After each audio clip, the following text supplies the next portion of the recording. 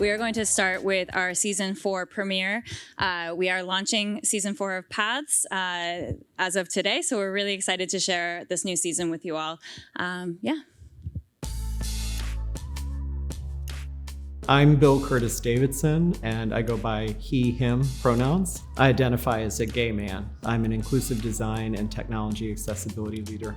My name is Malika Dave. I'm an artist and musician. My pronouns are they, them, theirs. My name is Nikita Washington. My pronouns are she, her, and I'm a UX designer / founder. I am a Black woman of trans experience. Hello, I'm Tony Edgerton, he, him. I am a PhD student and a research fellow at Boston College. Currently, I label myself as a queer or gay cisgender man. My name is B. Kelly, they, them. I'm a filmmaker, specifically a director. I'm trans non-binary. My name is Theodore Grimes, and I go by Grimes with 4 Gs. My pronouns are they, he, and I am a digital artist. I identify as queer, transmasculine, and bisexual.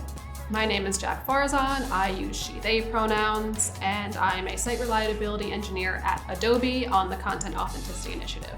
I am bisexual and non-binary, and I am also of Iranian descent. My parents are from Iran. There are many examples of where when we design for everyone and we do have equity and inclusion, there are better results. But it's not just about results, it's about fairness. Don't be afraid to ask questions. And if there is anyone within your sphere that is doing something close to what you're interested in, just ask. Ask about it, show interest. I think asking will always lead to some sort of answer or more questions.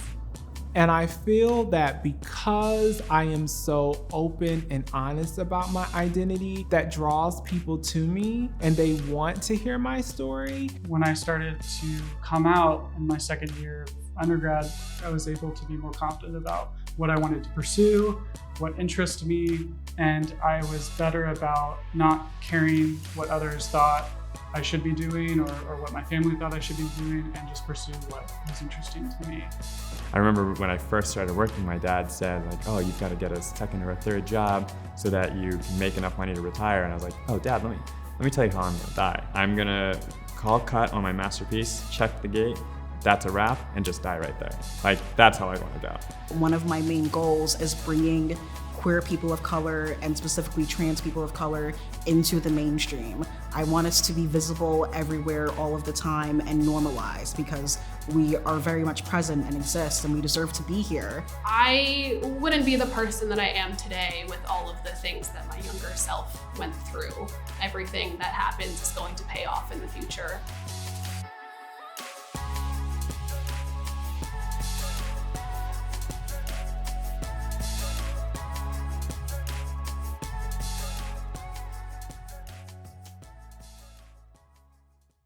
Thank you so much. So we're so excited for the launch of the 4th season of Paths, featuring 7 amazing interviewees from all across the LGBTQ plus community and all across STEAM fields. My name is Kristen Kelly. I use she, they pronouns. I'm the Director of Programs for LGBT Tech.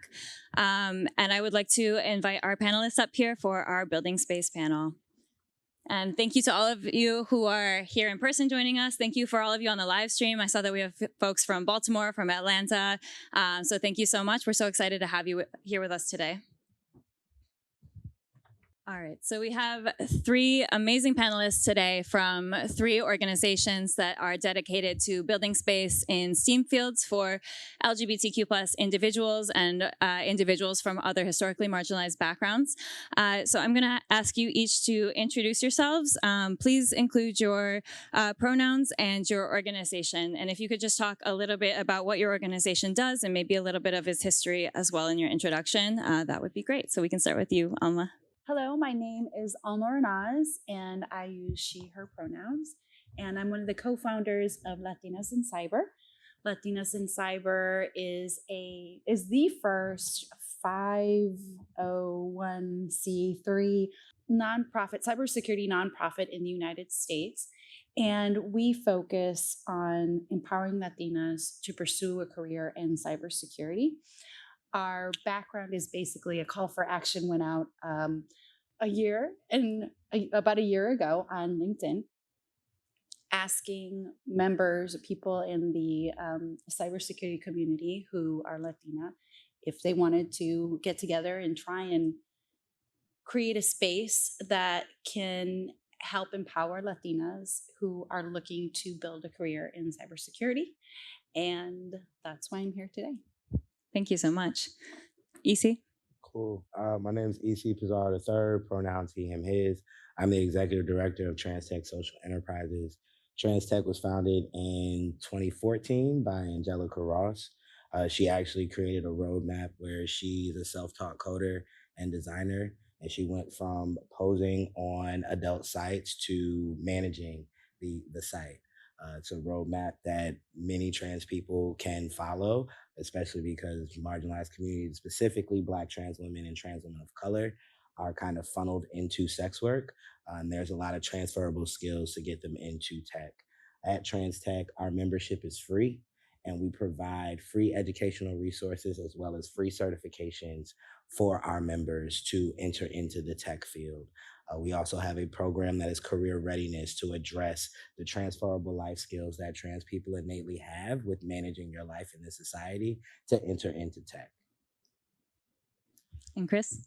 Hello, my name is Christopher Wood. I'm the executive director and co-founder of LGBT Tech. My pronouns are he, him.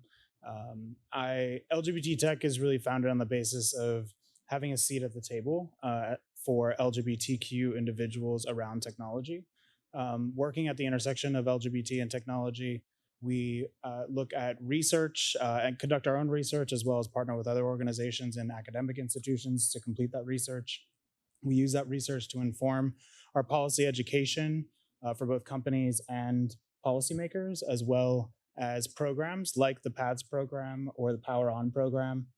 To date, we've distributed over $400,000 worth of technology and or cash grants into some of those programs. We're also looking at cutting edge areas of technology and ways that we can have AI work better for our community, as well as empower some of our nonprofits around the country and around the world. And then we also do experiential experts, so working on the newest, latest, and greatest technologies, poking holes in it to see where there may be issues for our community, and really bringing that to bear for companies as well as the organization and for the community overall. Excellent. Thank you all so much. So my first question is, why do you think it's so important to have organizations such as Latinas in Cyber and TransTech Social and PATHS supporting the diversification of the tech fields and the STEAM fields, and that are supporting workers coming into these spaces and as they navigate these spaces who are either part of the queer and trans community or from other historically marginalized backgrounds? Why do you think it's so important that these organizations exist? Alma, do you want to start? I really like this question. There are a couple reasons why we consider this to be important. One of them is because Latinas in Cyber is focused on creating a viable career path for women in a lucrative industry. The cybersecurity industry is a quite lucrative industry. And we also help to promote remote jobs where we're provided with the flexibility that many women, especially if you're a mother or parent, you need that kind of flexibility as an employee. We also provide free or low-cost training opportunities where we partner with other organizations to provide these opportunities to learn and skill up within the cybersecurity field. We also help enhance visibility and recognition around who are the current change makers in the industry within cybersecurity and also in the wider tech space. Excellent. And EC, could you talk about why it's so important that TransTech Social is in this space doing this work? Yeah, trans people, the average salary for trans people is around $17,000 to $20,000 a year, which is well below the poverty rate. And there's a lot of money in tech. So when we're connecting trans people with these opportunities to enter into tech, if we think about an entry-level job in the tech, we're literally changing trans people's lives, where they can go from a state of survival to thriving. If you think about the benefits and healthcare package, as well as time off, all of those different things that a lot of people that are in careers see as, oh, I have this and it's just there. That is a luxury for a lot of trans folks. So to have that pathway, especially where we center the most marginalized, so we remove all of the barriers so that you have access. So a lot of our learning is online. Similar to Latinas in Cyber, we promote remote work and entrepreneurship. So from that standpoint, you can still be your own boss with the skills that you make, or you can go into a company and be a high performance employee in that workspace. So for trans tech, it's really changing lives to get trans people into tech, into equitable jobs, when equitable jobs are not accessible to a majority of trans folks. Thank you so much. And Chris, could you talk about the work that the PATHS program is doing in this space? Absolutely, and I think it's really important to talk about the founding of the PATHS program. In the Obama White House, we used to have these meetings around LGBTQ in technology, and so many corporate executives or HR managers looking around the room saying, we have a problem. We need to solve the problem of having diversity in tech. And recognizing, sitting there and like pulling that problem apart, looking at it, talking with fellow community members, and recognizing that this is a systemic problem. And the thing is that if LGBTQ individuals aren't seeing themselves in these fields, they're not seeing an opportunity to get into them, then they're not going to go into them. They don't see quite literally the path to get there. And recognizing that so many LGBTQ individuals at this point, and, looking at the live stream before this, that we have people watching all over the country from this point, and it's a platform recognizing that there are so many young, brilliant minds that want to get into these spaces that maybe have never been exposed to the technology, have never had the opportunity to hold, touch, play with, code, any of that. And that's why these types of spaces are so important. These conversations are so important, and really was the foundation for the PATHS program. It was really more of listening to our community that has built the PATHS program into what it is today. And I'm just really proud of the team of continuing to push that, bringing all of their different experiences into that space to help build the program that they have. Absolutely. So from your experiences in this work, what do you think are the biggest barriers for the communities that you work with in entering tech, and then also for their retention in those jobs? I know there's a lot of conversation around like diversifying the tech fields and getting workers in, but at the end of the day, a lot of queer and trans folks don't stick around because it's not a supportive environment or whatnot. So if you could all talk a little bit about what you've seen in this work. And actually, EC, can we start with you for this question? Sure. For trans tech, it's the access point. Trans tech was actually a receiver of the Power On grant, where we received 10 laptops to help us expand our capacity as an organization, which we've actually seen that we had volunteers that wanted to help with the organization, but they didn't have a working laptop. That grant is now allowing people to activate with the organization because we're able to loan them out a working laptop to do that work, right? So that access point is huge, especially when we talk about certifications. The price point of those certifications, if you're asking a trans person to decide between investing $300 to $500 in a certification versus food and medication for the month, they're gonna always go for food and medication, whether they actually want to or not invest in their future. They're thinking about their survival. You can't think about the future when you're thinking about the moment, if you want to eat in that moment. So the main thing for us at Trans Tech is the access point. And people are looking for community. Our membership has grown over the last 2 years. When I stepped in as executive director, we had 800 members. Just in the United States, we now have over 5,400 members across 50 countries. So there are trans people across the world that are looking for community within tech and how to get into tech and not be tokenized because they're the one trans person in the room. So our organization, we're 89% trans. That means we do have cis people, but everyone in the space understands that we center trans folks, and that is our access point always.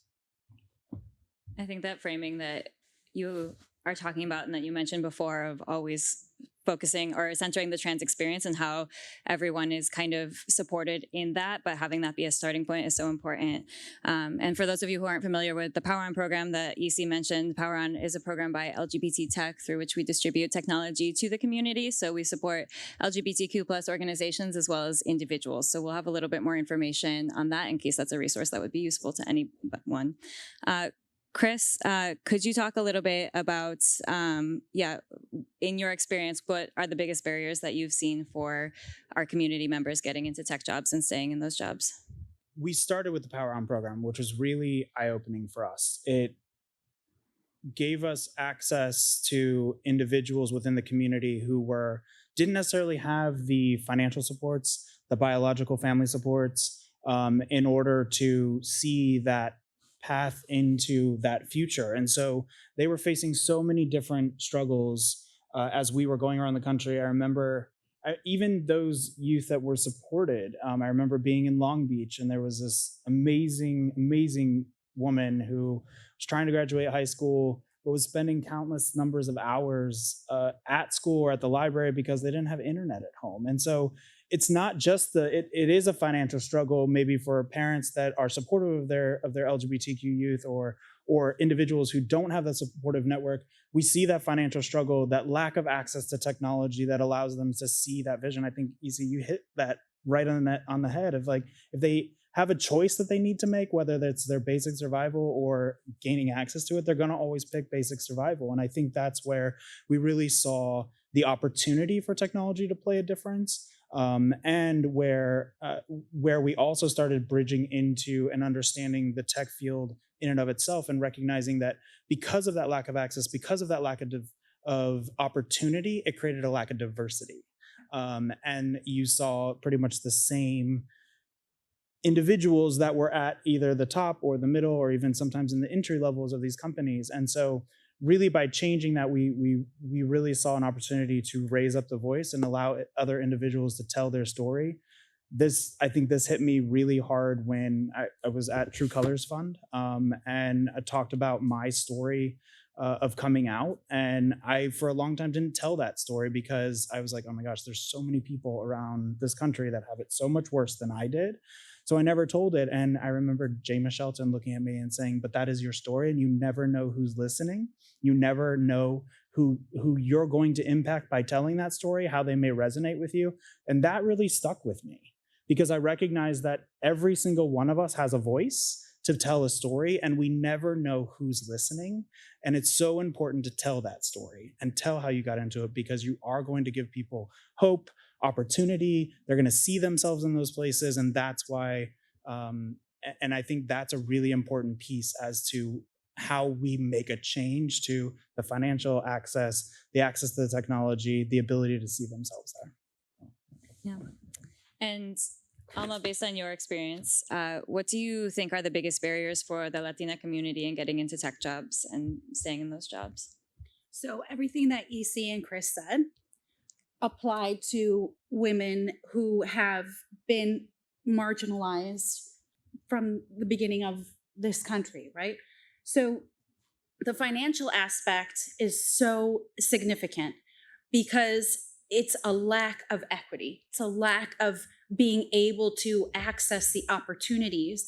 And given a situation where it's food on the table, medicine for your family or for yourself, you're going to pick your survival. And it's the same thing as a Latina, as a mother, as someone who came from a non-traditional background in cybersecurity. That was my experience. And it was always a struggle of surviving, not having money to buy diapers. How was I going to spend $700 on a certificate for cloud security? And it was thanks to organizations like Latinas in Cyber, I was able to make the pivot, because people who came before me, people who sat in the Obama administration, for example, people who saw this lack of diversity in tech, did something about it. And that's why for me, it was so important to be a part of an organization that would continue to move the dial, and perhaps in a disruptive manner. Latinas make 53 cents to the dollar for every dollar a white man makes. So we still have this large pay disparity. And in order to be the change that I want to see in the world, I have to get involved and I have to be a part of it. And thankfully, I've been able to get together with like-minded individuals, the other co-founders of Latinas in Cyber, and we've been able to do this and address these barriers to entry, to bring them down as low as possible and help create a new cyber workforce. Yeah, that's amazing. And it's very important work that all of these organizations are doing. So I'm curious if you could all talk a little bit about the impact that you've seen your organizations make. And that could be, whether that's individual impact stories that you've heard or if you've seen changes in the community as a whole. I guess, Chris, could we start with you for this question? Sure. So we are now on season 4 of PAS. So I think a total of almost 30 interviews of LGBTQ individuals from all different backgrounds telling their story about how they got into their specific fields. And I think that is underscores the importance of telling that story, because the ways that so many of these individuals got into it, whether it's academia or whether it's coding or whatever, it's not the way you think that it happened for them. It was a path that was completely taken by chance or exploration and figuring it out, being exposed to it. For the PAS program, I know to date we've given out over about $75,000 worth of grants to LGBTQ individuals who applied for them that are either in traditional schooling or are going for like a boot camp or something like that, a coding boot camp. We awarded over about 18 of those awards. We also created a mentorship network. So if you received a grant, you are part of that mentorship network for a year, but then we also had a whole handful of individuals, almost double that applied to be part of that mentorship network outside of that. And that is networking opportunities with individuals who are currently in tech to hear from monthly, but also one-on-one opportunities. And really driving towards not the fact that they all identify within the LGBTQ community, but it could be something, as I've said with myself, I'm a military brat. If someone wanted to talk to me about that experience and how I got into the fields, that's another connection point. It's not just the fact that we both identify as LGBTQ. I know that I've worked in corporate America, and that is the most awkward way to pair people. It really has to be based on what like other common interests that are out there, and also like how individuals either overcame or took those challenges and turned them into a positive thing. And then the interviewees, I mean, some of them here today, some of them online who couldn't be here today. Those interviewees, I think, have really found an opportunity, not the people currently in those fields, not only the opportunity to tell their story, but to see their eyes light up when they start talking to people or are able to mentor somebody and be able to tell their experience. It's incredible. It's incredible for the mentee and incredible for the mentor. And it's just been really magical to watch. Alma, could you talk a little bit about the impact that you've seen with Latinas in cyber? Before I answer that question, I just want to say I love being an LGBT tech mentor. Identities are intersectional, right? We're not just one thing. So being able to get involved with LGBT tech has been amazing. Can you ask me the question again? Yes. What is the impact that you've seen Latinas in cyber make? And you can talk about whether that's individual impact stories that you've heard or if you've seen changes in the community as a whole. So we're a relatively new nonprofit. So our impact has been over the past year. But in this past year, we've been able to source and provide 500 free scholarships to Google's Introduction to Cybersecurity program. So this has helped with a number of organizations commit to hiring people who are taking this training program. Also, we launched a global campaign for the top women in cybersecurity across Latin America and the United States because we want to enhance visibility. To Chris's point, to EC's point, you can't be what you don't see. So we want to enhance visibility of professionals within the field and recognition to industry players. And we also host monthly sobremesas. So within the Latinx, Latina communities, we have something called a sobremesa, which is the idea that after you finish your meal, you just sit around the table talking. So it's this idea that we come together and we discuss different topics within the cybersecurity field. And these are educational seminars that we average about 50 attendees to help promote knowledge and knowledge sharing. And then we've also helped launch a low-cost certification campaign with Fortinet.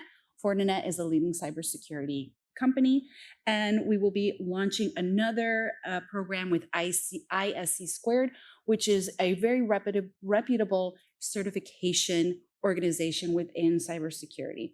And then finally, we've been able to host a mentorship academy that was extremely successful, where our mentees had over 5 months of one-on-one mentoring opportunities with Google executives. So in the past year, this is what we've been able to do, and we're going for more. Y'all have done a lot the past Yes. year. Speaking of doing a lot, EC, you mentioned some really impressive statistics around the growth of Trans Tech Social. I think you mentioned 800 people to now 5,000 people involved in the organization. What is the impact that you've seen Trans Tech Social have on the community? In the community, I've seen trans people see a possibility of another path, of any path. I think a lot of times community organizations, when they see trans folks, they, instead of teaching us how to fish, they'll just give us the fried fish and the plate and tell us to come back to eat again, right? So having that possibility model, having a very high profile founder and people seeing that, but then also we've been able to we have 250 Linux scholarships a year. So we've seen people get promoted, get jobs contingent on that education, and that education is not something that they would have been able to afford without the partnership that we have with Linux Foundation. Additionally, we have Google certifications. We have 50 Google certifications a year for our members to participate in free of charge for them. Also, we have our GROW program, Gaining Real Opportunities at Will, which is a career readiness program that is supported by Google.org, where we talk about those transferable life skills. If y'all saw the trailer, Nikita is a Trans Tech member and a community advisory board alumni. And I remember when I interviewed her for the cab, and just to see where she's at now, like, that's a success story. Additionally, we had a GROW graduate just text me the other day that they are working at the company that we have the partnership with the Google certification, which is Career Circle. And they've been hired as a senior technical recruiter while also getting their UX certification through the program. So there's a lot of impact stories. Those are some personal ones, but I think the largest is that trans people see a pathway into tech.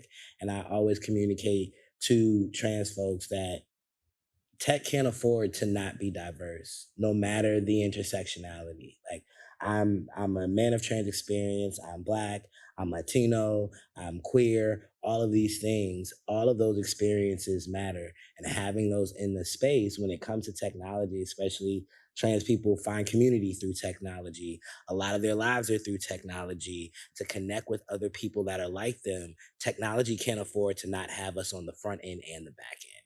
And they see that impact, especially in cybersecurity. You know, a lot of trans and queer folks get online harassment. So there's an investment in security. Like, how can I secure this? What can I learn to make my community more safe online? So I think that's the impact that Trans Tech Social is making. I think that's all really important to highlight. And we were chatting earlier about why it's so important for queer and trans folks to have those skills, even just because of the role that technology has in our lives, and how important that is for folks to understand the ways it can impact them and the ways that they can also use it to their benefit. So I'm curious, what would you all like to see more of in tech fields that are actually supportive of embracing diversity and having a diverse workforce? There's a lot of initiatives around building a diverse workforce, but how can companies authentically support employees? And is there any advice that you would like to give employers on how to responsibly and authentically support the communities that you work with in those spaces? So Alma, can we start with you? This is a difficult question to answer, because my experience as an individual, I would say I would love to see someone address how to train people who are not comfortable with the letters LGBTQI+. They are not comfortable with pronouns, which seems crazy to me, because this idea, yeah, exactly. I'm like, I've heard this. I don't like pronouns. Oh, you don't? So you don't use them? I'm not quite sure if, like, the traditional diversity and inclusion trainings are really working. It's like what people say and then what they say. So I really feel that employers, it's not a simple reply, or not a simple answer. It's not a simple problem to solve, but we have this amazing group of organizations like LGBT Tech, like Trans Tech Social, right? Trans Tech Social, like Latinas in Cyber, like women. Now I'm going to talk about women in cybersecurity. There's so many organizations that could potentially help address this issue around how people are not quite sure how to create an inclusive space, but they might have they're willing to, but they're just not quite sure how to do it.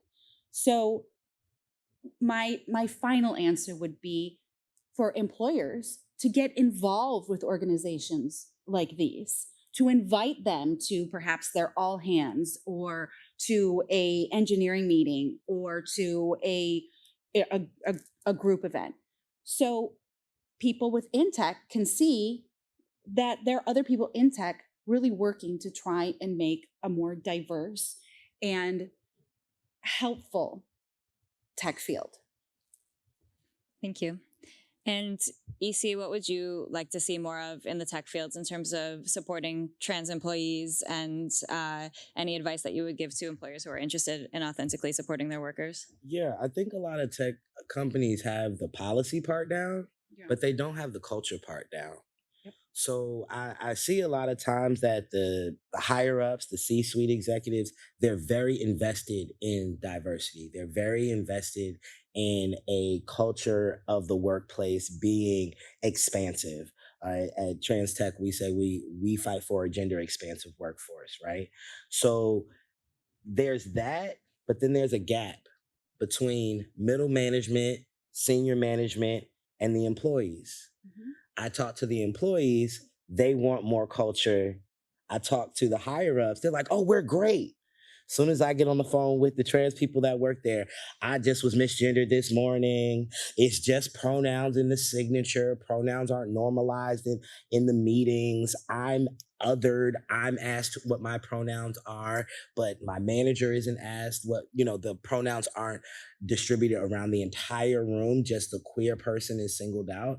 So I think a lot of it has to do with culture, really thinking about who you're putting in those places, and is the culture that you have in your C-suite, is that being communicated to your senior management, to your middle management, so that it gets to the workforce? Because that's where that's where I'm seeing the gap is that I talk to the C-suite executives and they're like, yes, we want to work with Trans Tech. We're doing great for our trans employees. And I'm like, all right, cool, that sounds great.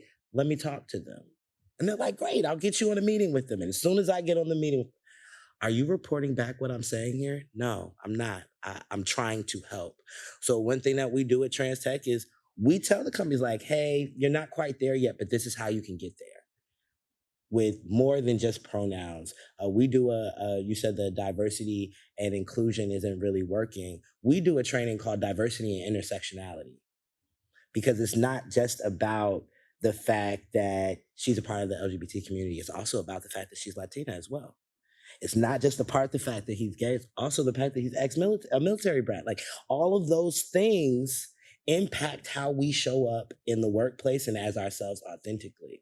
So really honoring that. One, you don't know if you have trans employees. If you're in your C-suite right now saying, I don't have any trans employees, that is likely not the case. The case is that you have not cultivated a culture of environment where trans employees feel open to be honest and out about their trans experience because they do not feel safe. So I would say the short answer is the culture of inclusion, really making it in between that senior and middle management so that everyone can feel not just that they belong from a policy standpoint, but that they are included in the space. Thank you for that. And Chris, what would you like to see more of in tech fields in terms of authentically embracing and supporting LGBTQ plus employees? I mean, I completely support my other panelists. I don't want to go down a repeating path. And I completely agree. And I think that voice, those voices are really important. when I say military brat, both parents are military. So I heard, and my mom retired as a full bird colonel, and I heard the sexism that came out of her, and it definitely shaped me. And I think it shaped me to listen more. And so I think that's one thing that, as you were all talking, that I was really pulling from is we're all human. At the end of the day, we're all human, and the businesses are the things that we run, operate, are a part of, are, we are the lifeblood of those businesses. And so I think, as I think about this and I think about some of the quotes that, the quotes and the individuals that we've heard from in this program, there's one that like really stuck out to me. So I'm going to read it because I think this just goes to the human piece. The PATHS grant, they're responding to like how the PATHS grant has contributed to them. It has allowed me to envision myself in STEAM one day. The financial barrier was the biggest weight, and then the access to the software. By allowing me to get that software and be part of the industry standard, the funds helped me get the best classes for me to take, and I've learned so many things that have been hard for me to understand on my own. Even now that I have access to a mentor, his guidance and the support from LGBT Tech have been more affirming than I can explain. That is human access to the technology, exposure. And as we've been talking about distributing technology, we've been talking about reaching more people. We've been looking at Title I schools and places where we can really reach where the rubber meets the road. And I think at the end of the day, I want to see more corporations investing in that and making sure that we're investing where in the grassroots where people really need it the most, because this isn't an issue we can change overnight. It takes a lot of listening. It takes a lot of understanding. It takes systematic change from the very beginning so that individuals can see themselves in these spaces and feel comfortable going and pursuing in those spaces.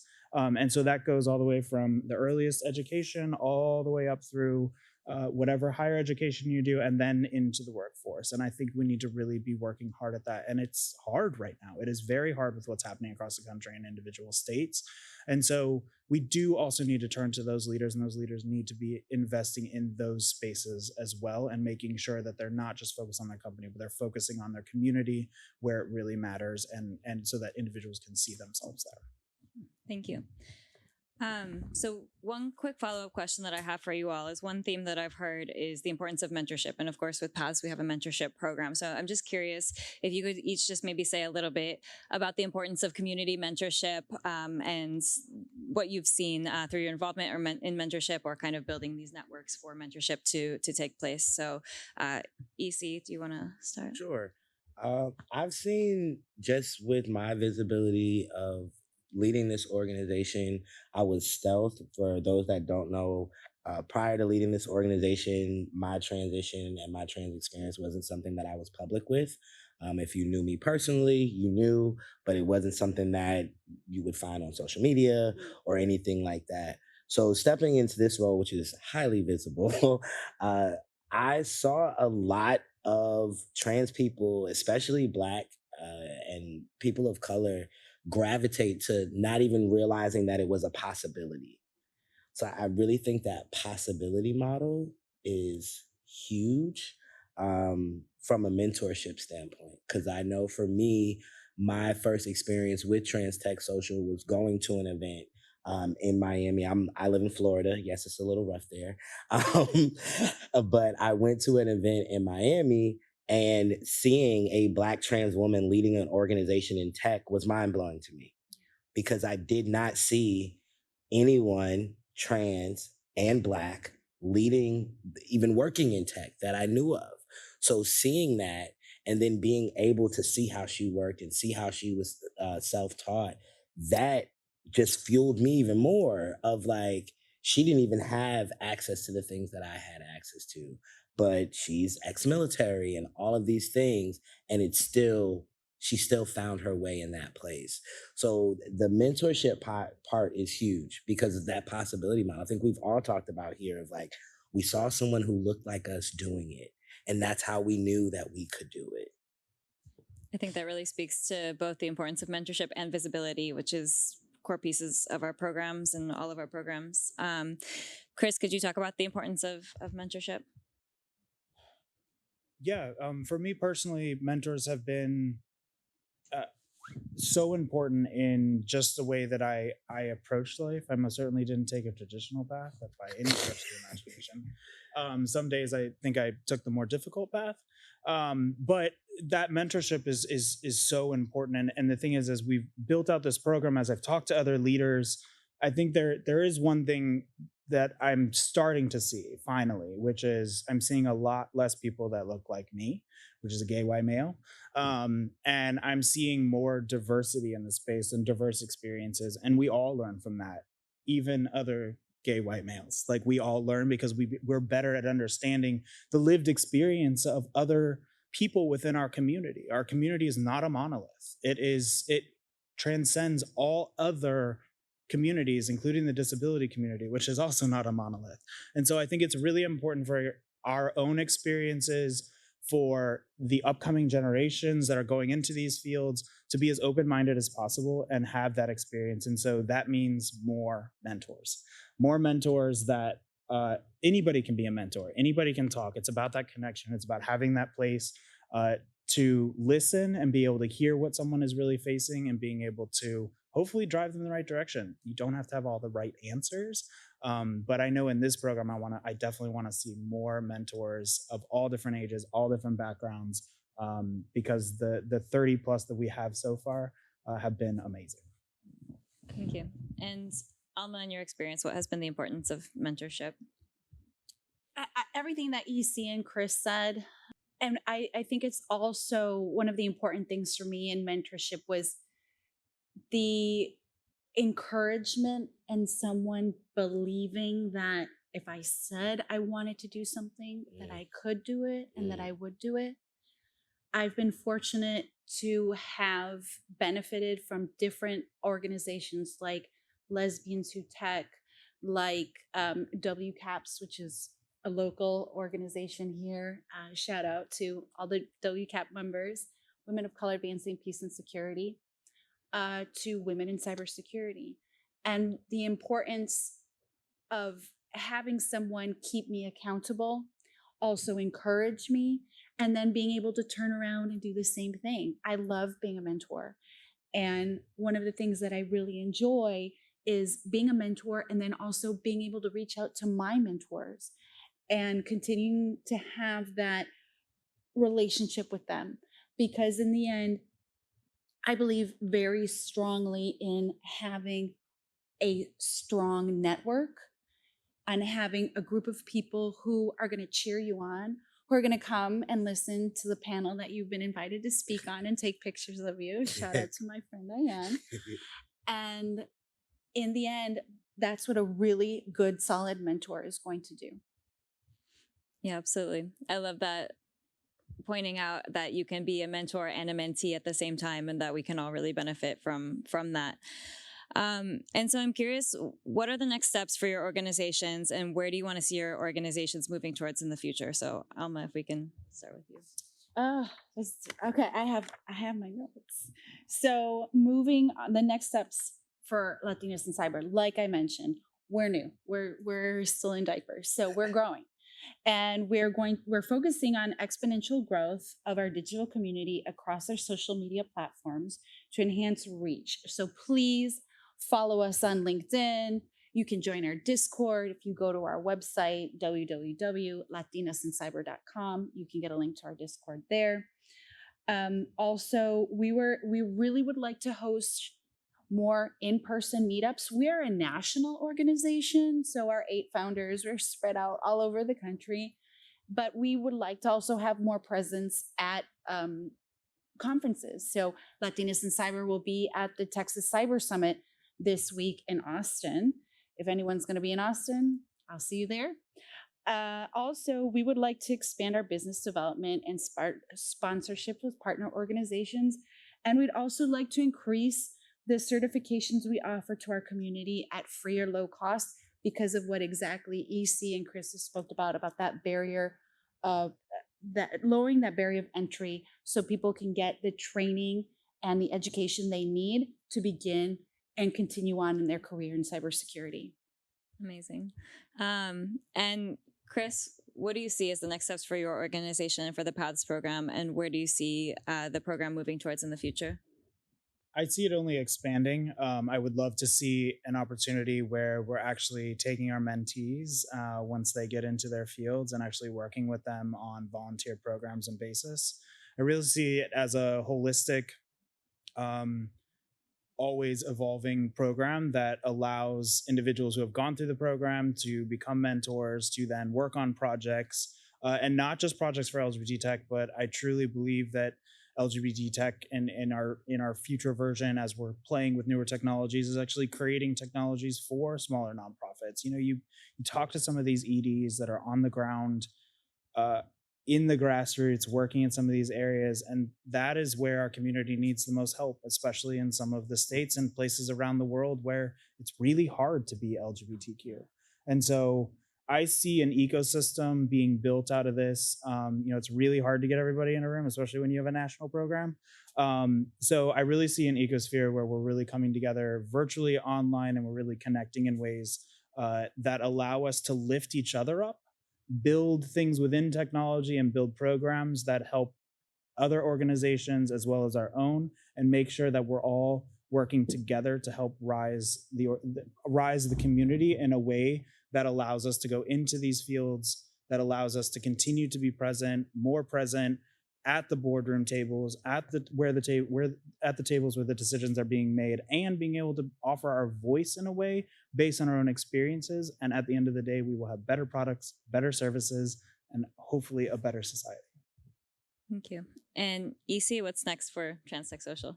So in the immediate, what's next for Trans Tech Social, we actually have a cohort of scholarship recipients about to graduate with their certifications in about 6 weeks. So we have about 9 people that will be certified, all trans, all BIPOC, which is huge from a standpoint of like being able. We've been working so hard to get those certifications. It's been years since we've been able to have those. So that's a next step. We have another cohort that'll actually be starting in November of about 15 folks going through the same scholarship. Also, we have our Trans Tech Summit, something that we have every year from the 28th to the 31st. Similar to Alma, though, I want us to be more in person. Our members have been asking for in-person activations, but similar to what you said, Chris, we're all over the country. And in some places where it is illegal to be trans, we have trans members in Jamaica. We have trans members in Uganda. We have trans members in countries where it is very dangerous for them to exist. So really finding avenues for our international members of either safety, asylum, education, because a lot of our certifications are US specific right now. So really figuring out how we can holistically support the trans community. And, me, big picture, I would love for like trans tech to be the go-to place for gender expansive people in tech, not necessarily trans people, just you understand that everybody here has bought into the culture of centering the most marginalized, those that need the most. It's not always just trans people. We're talking about people that are formerly incarcerated, that are re-entering society, those that are maybe in recovery and re-entering society, going from a stay-at-home mom to going into the workforce. Everything is a transition. We just center transgender people because transgender people, because of the way the system is set up, we have a lot more barriers. So really being able to connect those dots for trans people and for society as a whole. Yeah, that's amazing. I'm really excited to see the work that you all do in the next few years and beyond. So to close us out, could you all talk a little bit about how folks can get involved in your organizations and how to, get involved in participating, or how to best support the work that you're doing? Alma, do you want to start?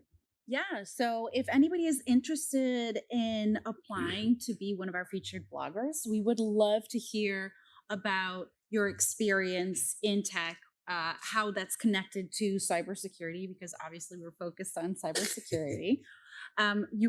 You can do that you can be a featured blogger.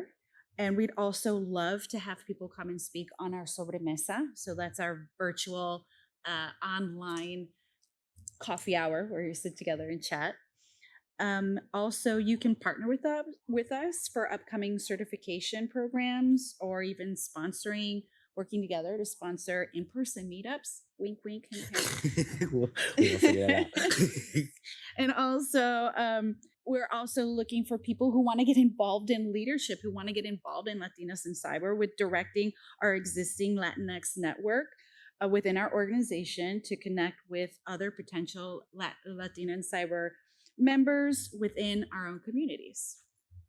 Awesome. Easy. So transtechsocial.org, our membership is free. We have a membership Discord. So you do not have to be trans to be a member of Trans Tech. So like, I need everybody to know that, because a lot of people think like, I'm not trans, I can't be a part. Yes, you can. You just can't be transphobic. Like that's really the baseline there. Best support from an organizational standpoint. If you work at a company and they want to partner with us, job postings, recruiters, I love to talk to talent acquisition teams and the employee resource groups at different corporations. And if you want to support our Trans Tech Summit, that is a free event. That is our one fundraising event that we have a year right now where we fundraise for the organization. So if you want to be a sponsor for the Trans Tech Summit, that would be great. All of our members show up. All of our members are registered. So you are guaranteed that at least 5,000 people across 50 countries are going to see what you have to offer for our community. So transtechsocial.org and transtechsocial on all social media. I've seen the summit and I can definitely vouch that it's worth attending. It's incredible. So it's a really special space that y'all have put together. And Chris, can you talk about how people can get involved and how to best support the organization? Absolutely. So lgbttech.org, if you're looking specifically for paths, lgbttech.org/paths. And keep an eye out we will be opening up another mentorship cohort soon. We are going to open up another round of grants. But also reach out to us. We have a contact form. We would love to continue partnering with other organizations, being a part of your events as well, and making sure that we're bringing that voice there. Companies, if you're interested in reaching a huge network of individuals who are definitely watching these, I think we've 27,000 views across our PADS videos to date, and we've about 4th season. So definitely get involved with us, help support our work. And definitely reach out and have a conversation with us. We have a great team that is ready to work with you. Thank you so much. So we're going to do Q&A after our next panel. So please stick around. We're going to take a short break for folks to grab some food, some drinks. Please help yourself to lots of food. And we'll start our next panel, which will be Amplifying Voices, talking about individuals' experiences in these spaces, featuring also Alma and EC and some other fabulous panelists. So stick around. We'll be right back in a few minutes. Thank you all so much.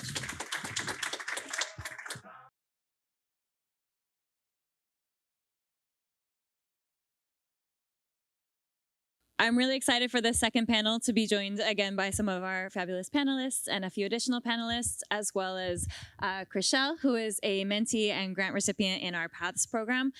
So Chriselle will be moderating this panel along with me. So if we could actually start, Chriselle, with an introduction from yourself.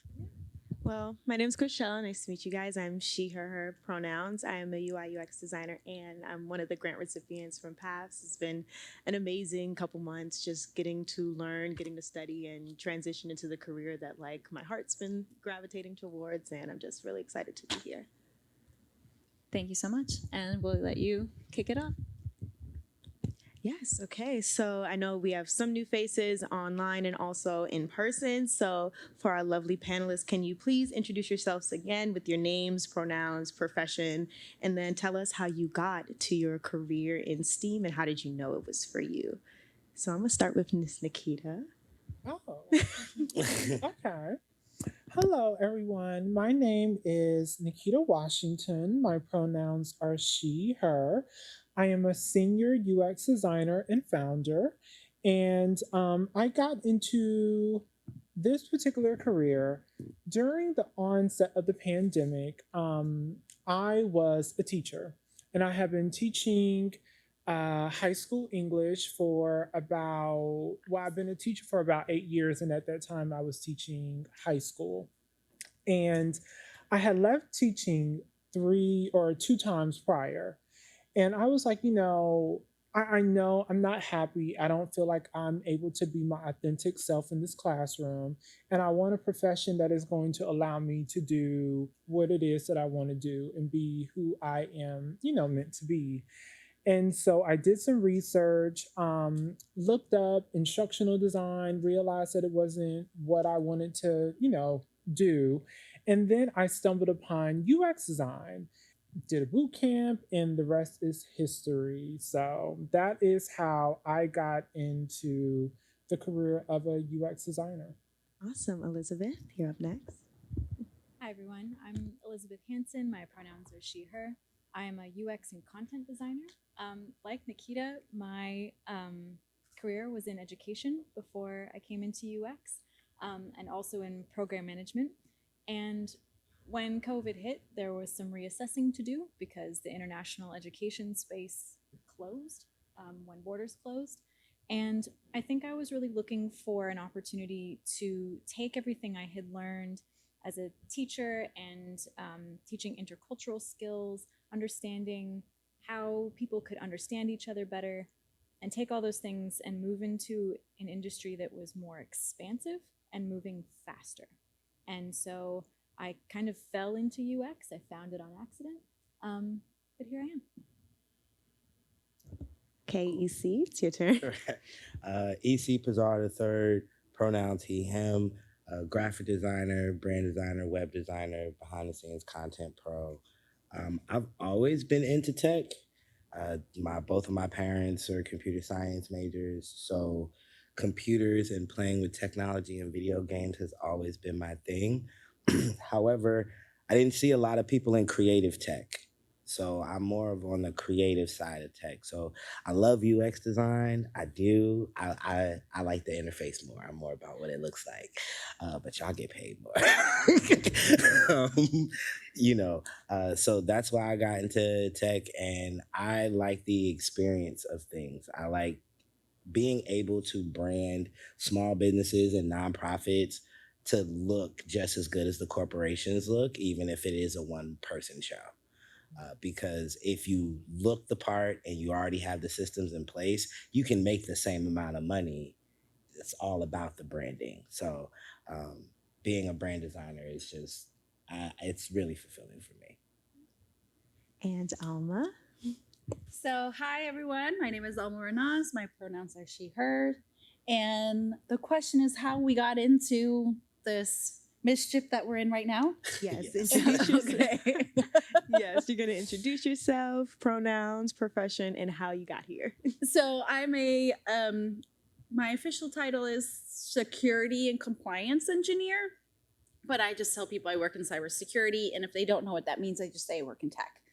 I also, there's like a trend here. I also used to work in education. So my first love was international relations. I graduated from college and I interned here in DC at the State Department, but I was young and stupid and I had the idea to move to Latin America to teach English as a second language, and I got into education. So it was as a teacher, I was teaching online a long time. How long ago was this? It was like 11 years ago. I was teaching online, and I was teaching online virtually. And I was just really curious about these virtual learning environments. And at the time, I met somebody who was a software engineer, and I asked her if she'd help me learn how to code. And she said, "Why do you want to learn how to do that?" It's like, because I'm sick and tired of earning really poorly as a teacher. Like, my motivation was money. And I hear people talk about like, oh, it's mission over money. And I'm like, I guess you've never been a single mom who's struggling to get the diapers on her baby, because I'm about the money. And so I started looking at tech, and I was really fortunate to find different organizations to help me learn more about coding. I did right before the pandemic. I quit my last teaching job, which was in Mexico City. I was teaching English as a second language, did my postgraduate research on teaching English as a second language using computer science. And that's how I knew that I did not want to be a teacher anymore. I wanted to get more into tech. somebody suggested I look into cybersecurity, and I have not looked back since. I know that both Chriselle and I also have backgrounds in education, so our next panel event's going to be on the education to tech pipeline. Absolutely. I'll just Everyone's say invited. I was a student art teacher, intern. So like There we've we go. all taught in one way or another. We're going to have to dig into that at some point. But Oh yeah, I love seeing the pipeline from like education into tech because for me, like that's so affirming. Like because that is my current transition. So like watching how you guys have unfolded and gotten to where you are today is definitely very inspiring. And actually, speaking of that, some people do transfer into STEAM fields like later on in life. So what would each of you your biggest piece of advice be for those who are making that transition? We're going to start with Elizabeth this time. All right. I think that's pretty relevant because I made that change a year and a half ago. And so I was 10 years into my career and made the shift. The first thing I think I'd say is definitely find community, find people who will be there to support you, find mentorship. Mentorship was a big conversation in the first panel. And I think having that kind of guidance and support is really important. And do your research on where you might learn about this new space you're moving into, because there are a lot of different options, but they're not all created equal. So yeah, have a good community, do your research. That's awesome. EC, what would your advice be? Take your time, and similar to what Alma said, like money was my motivation. I have a joke with my friends, like it's hard when you're hungry. Yeah.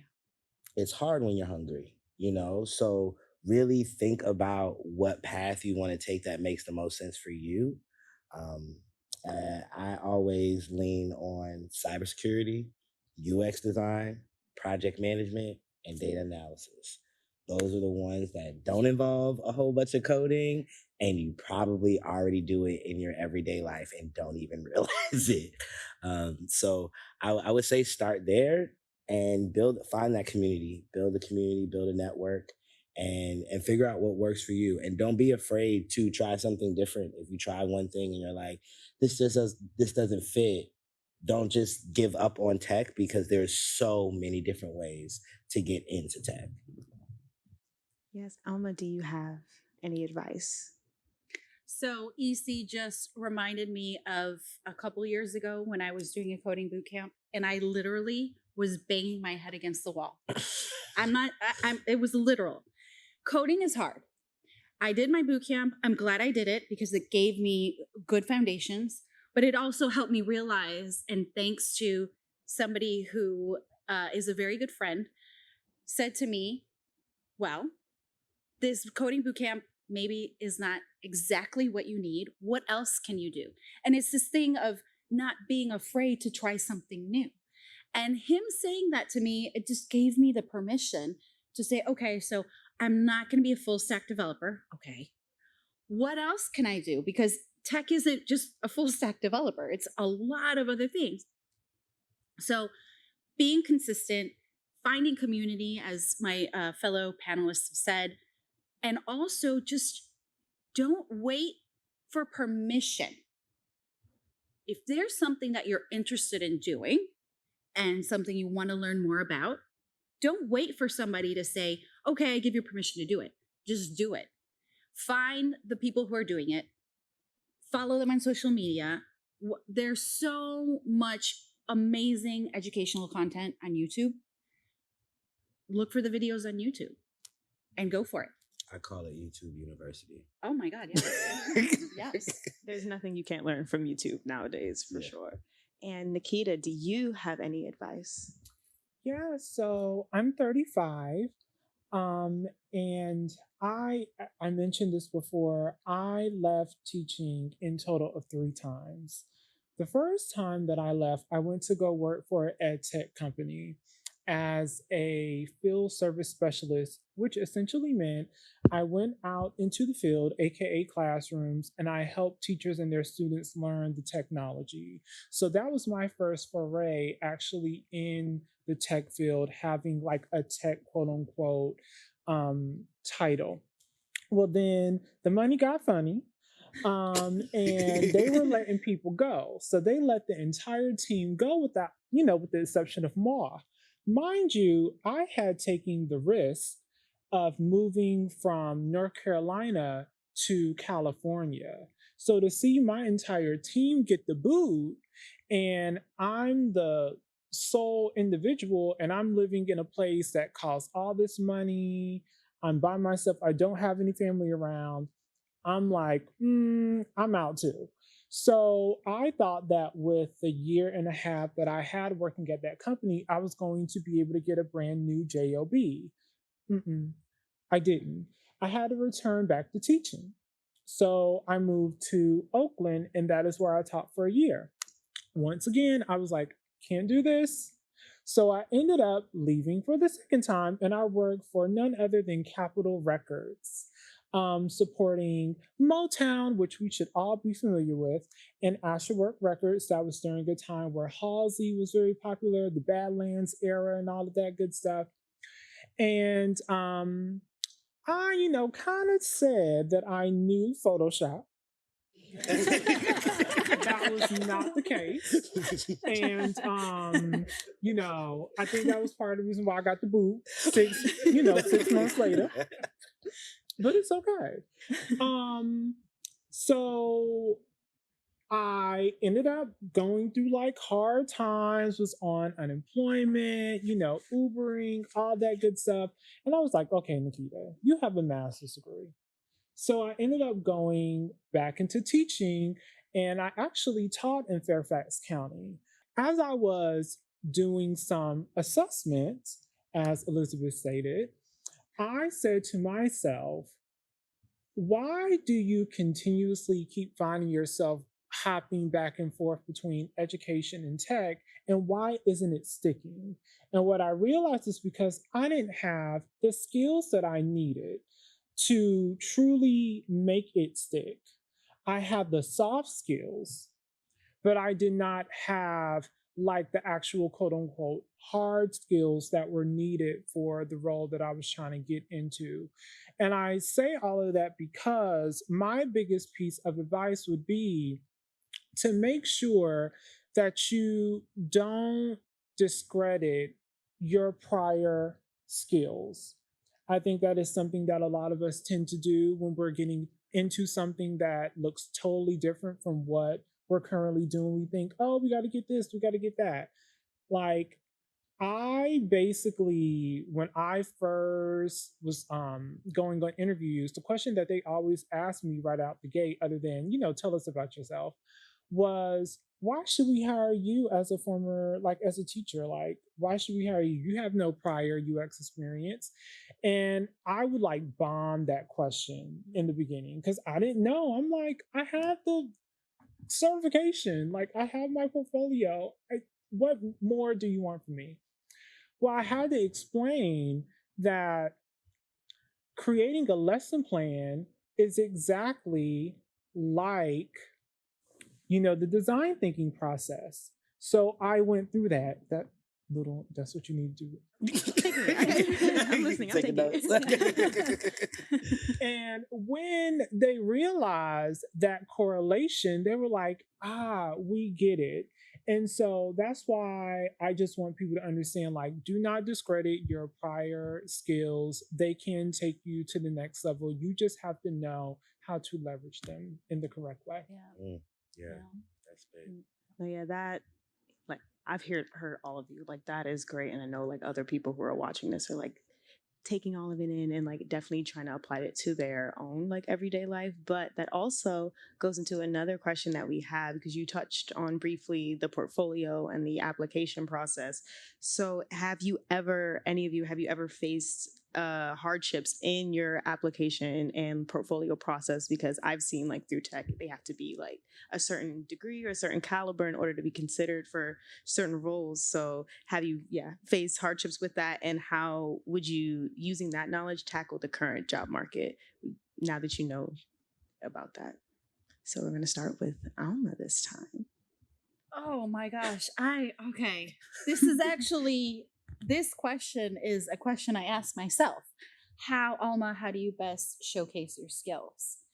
and having a portfolio, at least for me, one of the things that I did a couple years ago, I built my own website. I mean, I did the coding boot camp. At least I was able to do the front end stuff, right? And in writing and building out your portfolio, I think it's really important to have like a running brag list. So this also comes in handy if you work in corporate, when you have your, what are they called, the assessments, like your thank you, the performance reviews. It's important to have that list because January or whenever it is that they do, December rolls around and they're like, oh, it's time for performance reviews, and you're like, what did I do this year? what have I done? And at least for me, I've like gone into an existential crisis of like, have I done anything of value? Because I don't keep that list. And of course, I have done things of value. I can go back and pull out JIRA tickets of, oh, I worked on that thing and I helped build this initiative. So being the answer to my own question of how do I best showcase my skills is for me to stay consistent on having a list of the things that I'm working on and that I've accomplished.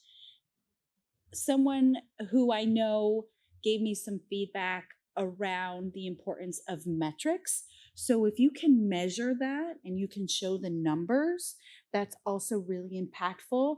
When I think one of my fellow panelists talked about storytelling. Storytelling is transformational. And there's actually our co-founder, Angela Hill, wrote a blog post that's up right now on the Latinas in Cyber LinkedIn page. Y'all should check it out. Talking about 5 tips for nailing your interview as someone new to cybersecurity. And tip number 1 is storytelling. So that portfolio can actually be you telling your story. But like any good storytellers, you need to have the material to work with. Your material to work with is that brag list, that ongoing list of the projects and the things that you're working on.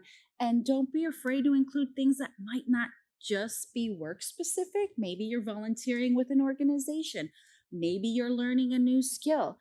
You can include those as well. I hope that provides a meaningful response to this question. No, that was a great response for sure.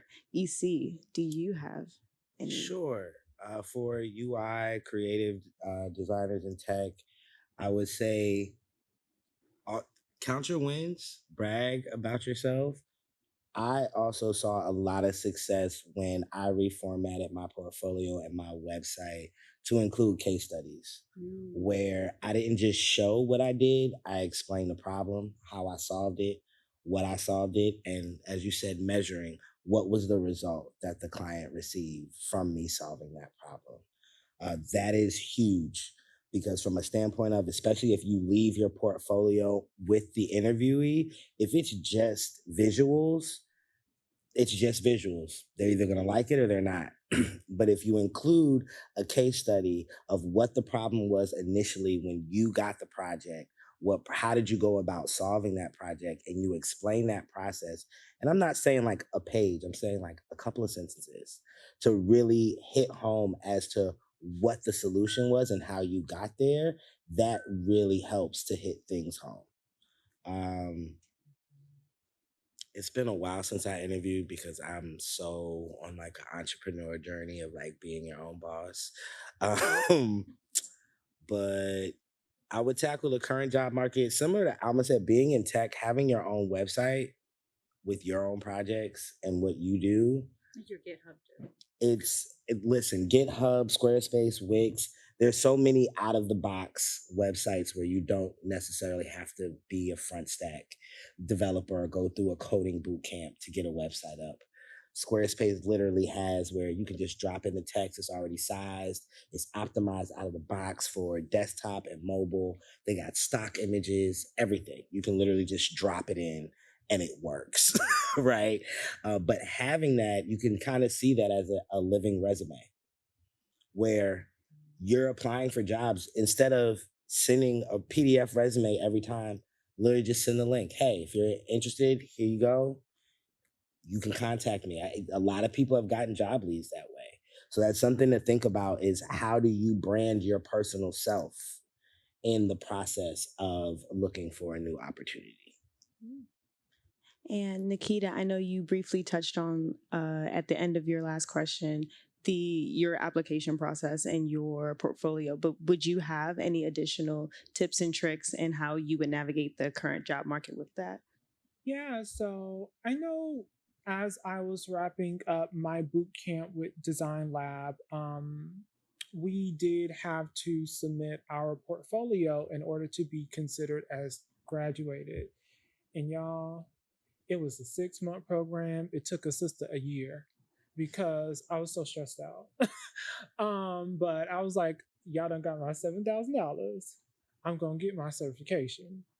And I had to submit my portfolio, I want to say either 2 or 3 times, because the individuals who looked over mine, they knew what I was capable of. So they were like, we want more. And I was like, I don't know if I have more to give. But I was able to muster it up, and I gave it.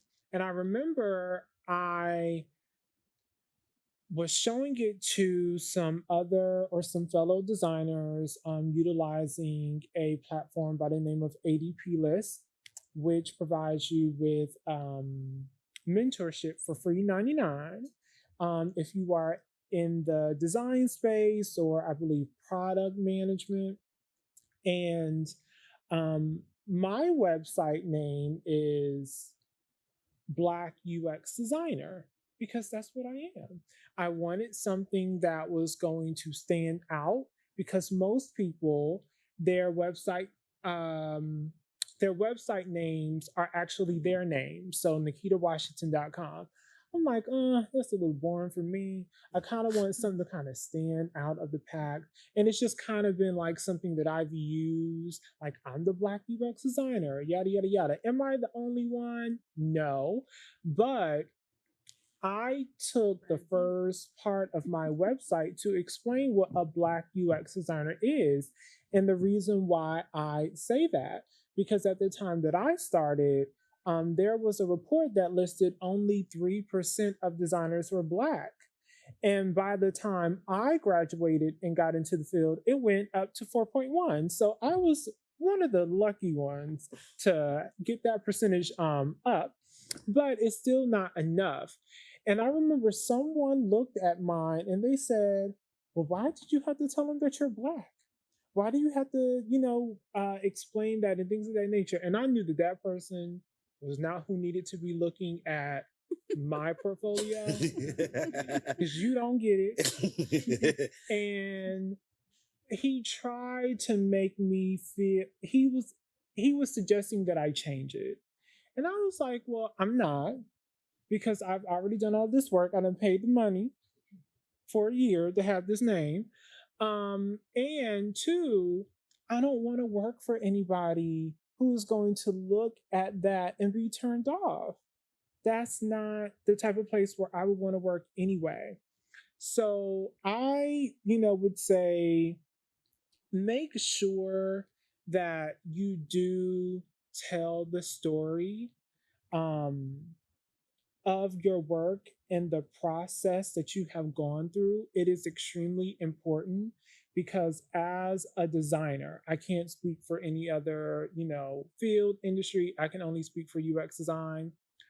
You need to first show your portfolio with about 3 to 4 case studies.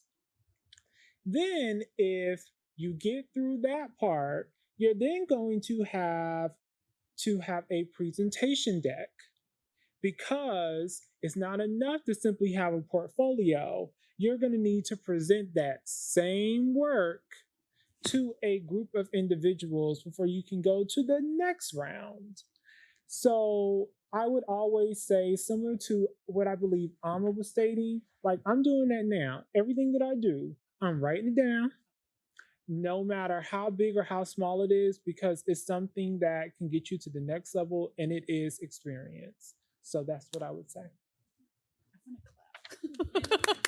I really like that answer. Oh, okay. Thank you. And same for you, Elizabeth. Were there any hardships you faced within your application and portfolio process? And with that, how would you tackle the current job market? It's so much of what everyone has said so far resonates with the same kind of feedback I would give. I'm in an interesting position as a new UX designer in a time right now when tech got hit really hard and there's lots of layoffs and things like that. And so a piece of, broadly about portfolios or about applications, I think is just to keep going, and it's keep at it. And there's always opportunities for someone to see it. You're one conversation away from the next job. From a practical perspective, I think I echo the piece about talk about you, that you're marketing yourself, you're talking about your accomplishments and things that you're good at and things that you care about. And it helps you stand out in that way to be like, this isn't just about the work that I have produced or the outcomes I have generated. It's also about who am I as someone who works on a team? How do I communicate that I care about other people? How do I communicate that I'm really good at connecting. I'm really good at, and you can make it language that applies to the space that you're in at stakeholder management. When really it's like, I know how to speak the language of the different people I need to be talking to. And that's how you build trust and that's how you get things done. I am also a design lab grad who it was supposed to be 6 months and it took me 10. So I think there's, that's validating. I do understand. And I think one specific piece of feedback I keep in mind is that the portfolio that in any boot camp, this isn't just specific to Design Lab, in any boot camp, doesn't necessarily, the format of that portfolio doesn't necessarily reflect what hiring managers are looking for in your portfolio. So engaging with in feedback sessions in the wide number of and this is also specific to UX, of design communities. I think of design buddies. I think of bite-size UX. I think of anything like out in tech or tech fleet or all these places you can get feedback on your portfolio. And it's okay that it takes time. Make the updates, make it scannable, make it digestible, but tell your story. We were talking about this feedback you got from someone who did not merit looking at your portfolio. I've had two really lovely mentors because I'm really clear that a lot of work I've done in the community and volunteering and now design projects are specifically for the queer community. And I'm like, I don't want to not talk about that. It's great work. I did great work. And both are cis men who are like, good, talk about it. Why would you want to work for a company who has a problem with that? So I think that's the direction I'm going. And it's a little wild out there. If things have been hard because the market is tricky in design and in tech right now, persevere, find support, keep at it. Yeah, all of that is amazing. I love that also the general theme was like to keep trying and to know who you are and with that tell your story, because I think in the process of applications and the process of building a portfolio, we're so at least I have been hyper focused on the things that I've done and not necessarily who I've become through that. And I know that others tend to get lost in that and forget to gravitate back towards why am I doing this and what is my work going to be for. So all of that is amazing. And almost also on that same tangent, given today's social climate, how important do you think it is to have a safe space for you in the workplace? And what achievements or improvements have you personally seen regarding being an LGBTQ professional in your STEAM fields? So we're going to start with EC this time. Okay. What improvements have I seen? I guess I could be excited about the pronouns and the signatures, and that executives are really excited about asking people about their pronouns.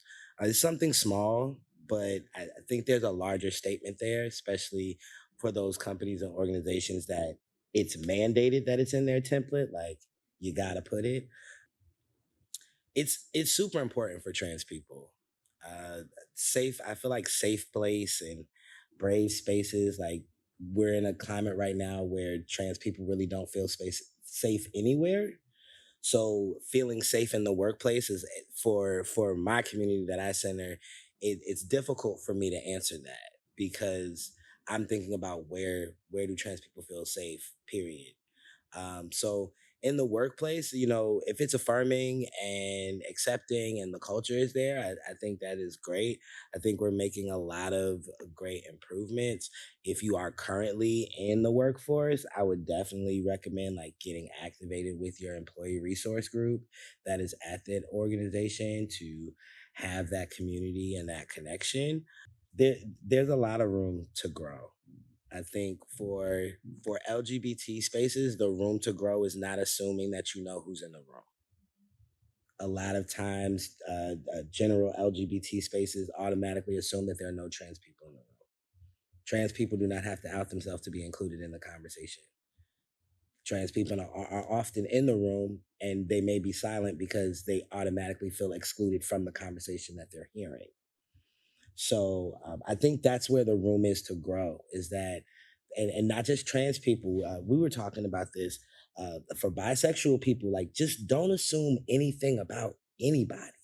I think that's the place to grow, is to give people that autonomy to identify and communicate that to you directly instead of assuming how someone is showing up in that space. Do you have anything to add to that also, Elizabeth? I mean, bottom line, yes, I think it's super important that there are safe spaces in workplaces. What those look like, I think it's different in different places. I echo a bit of what EC was saying about sometimes it's small, sometimes I've seen in running virtual induction sort of workshops for new employees that the organization will make it very clear that they are accepting of all sexual orientations and gender identities, and they've used those words. I'm like, great, because that's a step up from we accept everyone. Like, say the words. We want to hear the words because it matters, because that's how I know that you're committed. And then I was like, well, can we use pronouns when we introduce ourselves at the inductions? And they're like, I don't know. And I'm like, okay, well, so okay. And am I in a position to push back hard enough for there to be any change? What are my battles? Where am I? And so that's not a position I want to be in, but I also want to acknowledge where there has been little baby steps, if there have been baby steps. That's where I'll leave it. That's where I can think of at the moment. What about you, Nikita? Do you feel like there's spaces for or room for like a lot of places to grow still, or do you feel like there's still change that needs to? Well, this question is really personal for me because I know what it's like to not be in what is considered a safe place, like a safe work environment. As I stated before, I didn't start my transition until 2022, I believe. No, 2021. So when I was teaching, I was known as Mr. Washington. I was a very effeminate gay male, presenting all that good stuff. And, I had many situations because I taught middle and high school where the students were, some of the kids, especially the middle schoolers, they would just say some crazy stuff, because like my birth name is Nikita. You all would be, well, maybe not. You would just be so shocked how people just truly cannot believe that. Like, I've even had people, like some students say, well, your mom must have knew you were going to be gay because she gave you that name. I'm like, and then have to go into like the name etymology. So I would teach that to the kids because that would be my little gotcha so that they'll know that my name is actually unisex. So get it right.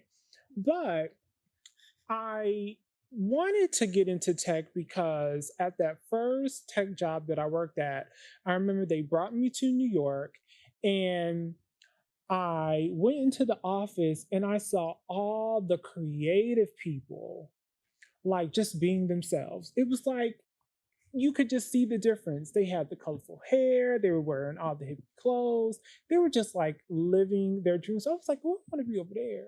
Like, I want to be with them. And so I was like, well, how can I do that?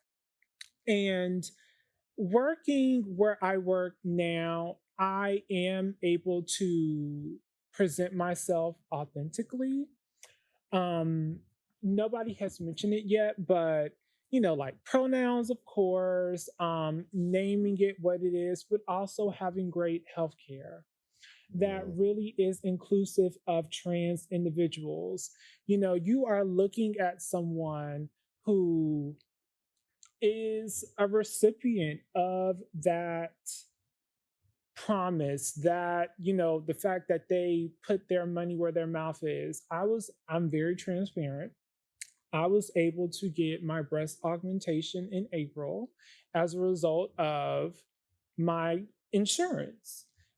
I just had facial feminization surgery 3 weeks ago. So if you're noticing, this is why this looks a little weird. It's because they snatched me, y'all.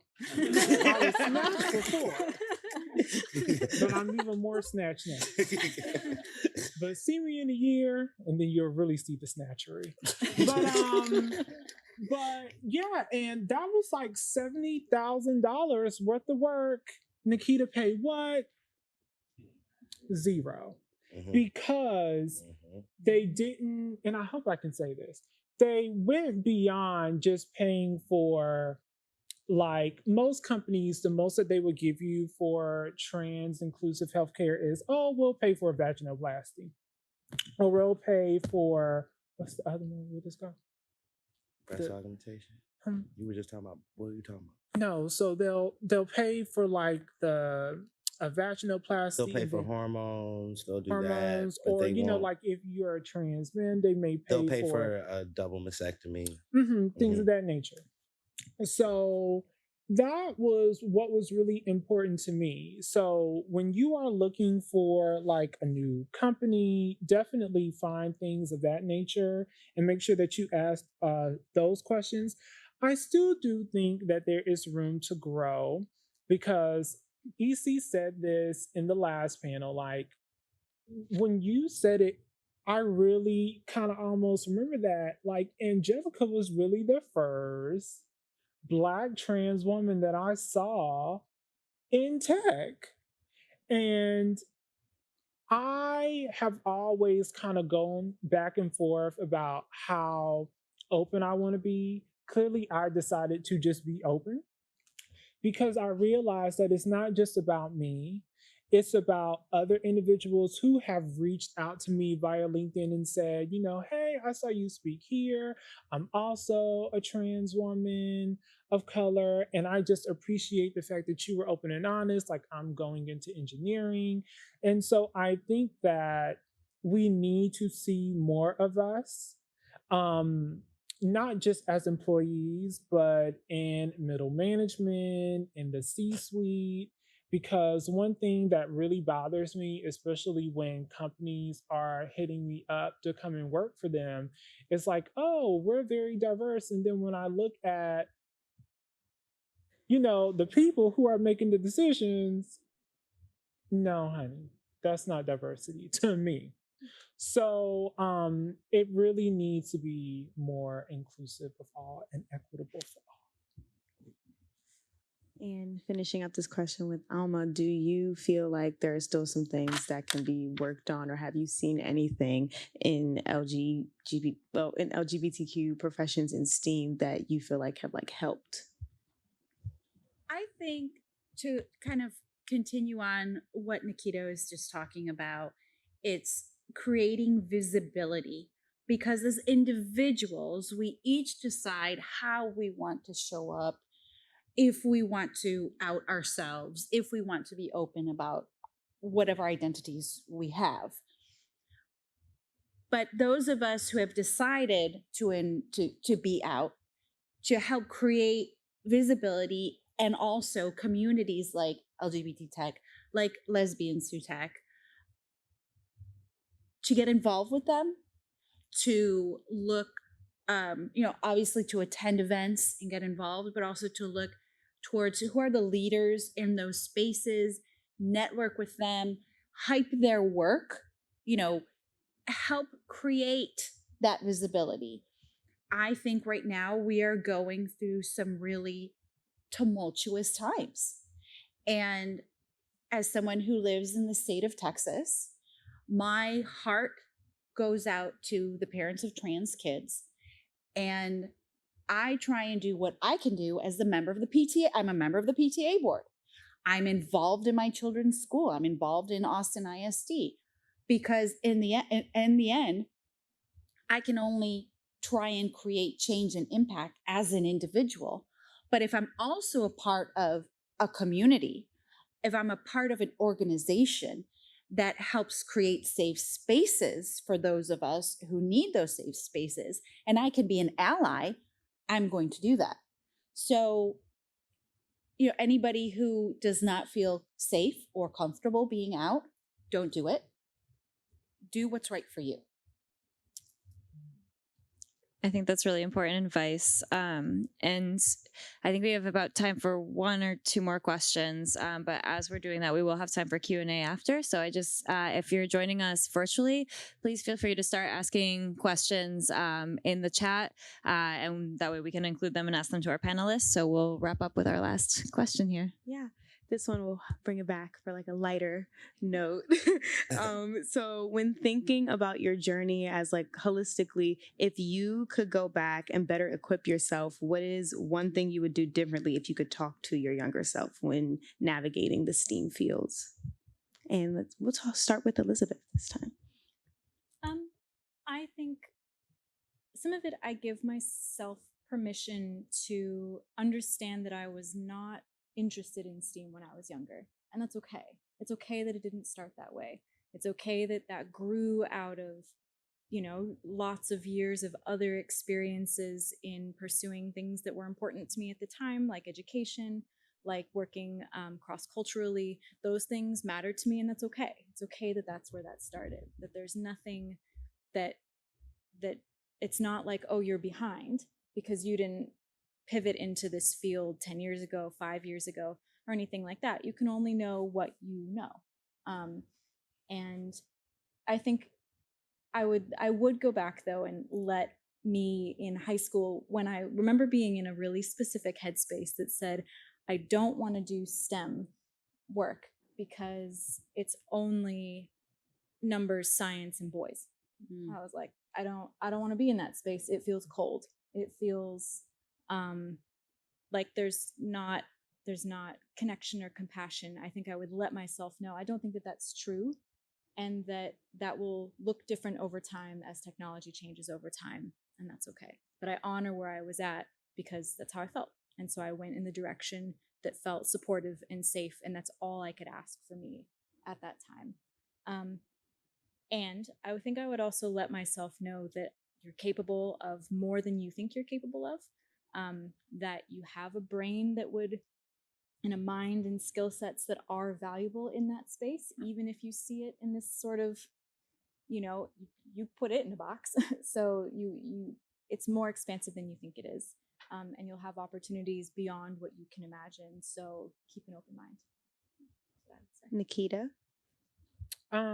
I do agree with everything that you stated, because if you would have told 15-year-old, 16-year-old Nikita that, she would be a UX designer, the first question I would ask you is, what the hell is a UX designer? And that's honesty, because a lot of people do not know what UX design is. That is something where like sometimes I roll my eyes all the time because I'm like, I'm gonna always have to explain what I do. Always, because people do not know. Um, and that's kind of my point. I wish I would have known what was available beyond what was always taught in school when it came to the type of careers you can have in STEAM. Because I don't consider myself to be an artist or artistic, but that's partly because where I grew up and the type of teachers that I had, you had to fit in a box in order to be a part of or to be labeled as such. And I'm unlearning that right now because no, I'm not a graphic designer. I don't, I cannot draw worth anything. And I remember when I spoke to the admissions coordinator for Design Lab. That was like the first, I was so nervous. I was so excited, but I was so nervous because I was like, am I really about to waste my money and I can't like draw? And they were like, it has nothing to do with that. And so I thought that they were just saying that like to get me in there. But then when I realized they were telling the truth, it really is about the way in which you think, critical thinking, being able to collaborate with others, and project management and all that good stuff. So I would just allow myself to understand that there are many different opportunities within STEAM, and that there are so many people who there are so many people who are trying to learn those skills and making sure that I do what I need to do in order to learn those skills. Because as we get older, it can become a little bit more difficult to learn those things. And so I could have soaked all this up when I was in my teens and in college, but I didn't because I was reading Shakespeare. So. Me? Yeah. I just think about how Shakespeare can help UX designers. I'm sure it will come in handy. I'm sure you will find a use for it. I will not be the one to let the people know about it. Oh, this is a great question because I've spent a lot of time kind of like bemoaning why didn't I get more into engineering and STEM when I was younger, because I did have an interest, but I was told that I wasn't good at math and boys were better, and to leave the coding to the teenage boys. But now I actually think that all of that, everything I did, I have my undergraduate degree in international relations, teaching internationally, all of that helped inform the professional I am today. And I love to learn. So I've chosen a career field that I'm always going to have something new to learn. There's always a threat detection workshop I can take.